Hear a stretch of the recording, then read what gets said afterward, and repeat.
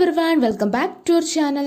ഇന്ന് നമ്മൾ വരുന്ന വഴിക്ക് ഒരു ചേട്ടൻ ഇങ്ങനെ റോഡ് സൈഡിലായിട്ട് കക്കയിറച്ചി വിൽക്കുന്നത് കണ്ടു. നമ്മളും കുറച്ച് വാങ്ങിച്ചു വീട്ടിലെത്തിയിട്ട് നമ്മൾ ഇതിന് കക്കയിറച്ചി എന്ന് പറയും, കടുക്കാന്ന് പല പേരുണ്ട്.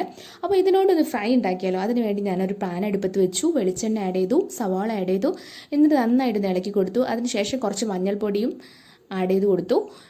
അതിനുശേഷം വീണ്ടും നന്നായിട്ട് ഇളക്കി അതിലോട്ട് ഇഞ്ചി വെളുത്തുള്ളി ചതച്ചതും പച്ചമുളകും കറിവേപ്പിലയും അതുപോലെ കുറച്ച് ഗ്രാമ്പൂവും കുറച്ച് തേങ്ങാക്കൊത്തും അതുപോലെ തക്കാളിയും ഒക്കെ ആഡ് ചെയ്തു. അതിനുശേഷം മസാലകളായിട്ടുള്ള മല്ലിപ്പൊടി, മുളക് പൊടി ആഡ് ചെയ്ത് കൊടുത്തു.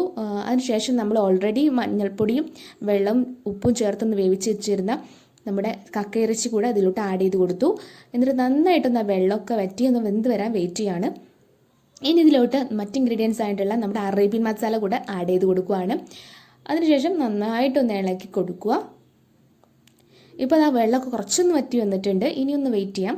അതിലോട്ട് കുറച്ച് പച്ച വെളിച്ചെണ്ണ കൂടെ ആഡ് ചെയ്ത് നന്നായിട്ടൊന്ന് ഇളക്കി കൊടുക്കുക. അതിനുശേഷം കുറച്ച് മല്ലിയില ആഡ് ചെയ്ത് കൊടുക്കാം. ഇനി നന്നായിട്ടൊന്ന് വെന്ത് ഒരു വരാൻ വേണ്ടിയിട്ട് വെയിറ്റ് ചെയ്യാം. ഇപ്പോൾ നമ്മുടെ കക്കയിറച്ചി ഇവിടെ റെഡി ആയിട്ടുണ്ട്. ഇത് പാത്രത്തിലോട്ട് സെർവ് ചെയ്യാം. അപ്പോൾ നമ്മുടെ സ്വാദിഷ്ടമായിട്ടുള്ള നമ്മുടെ കക്കയിറച്ചി ഫ്രൈ റെഡി ആയിട്ടുണ്ട്. എല്ലാവരും ട്രൈ ചെയ്ത് നോക്കുക. എല്ലാവർക്കും ഇഷ്ടമാവും. ചോറിൻ്റെ കൂടെ കഴിക്കാൻ പറ്റിയ നല്ലൊരു അടിപൊളി റെസിപ്പിയാണ്. അപ്പോൾ പുതിയ വീഡിയോ ആയിട്ട് നമുക്ക് വീണ്ടും കാണാം. ബൈ.